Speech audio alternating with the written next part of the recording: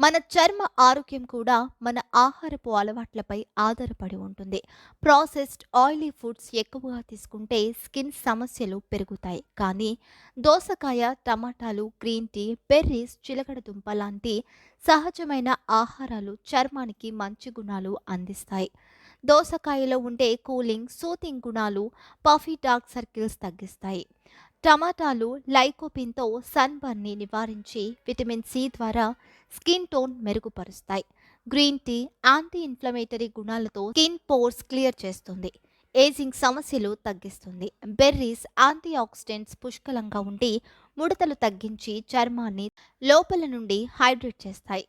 చిలకడ దుంపలో vitamin A, C ఉండి గాయాలను త్వరగా మానేసి సన్ డ్యామేజ్ను తగ్గిస్తుంది.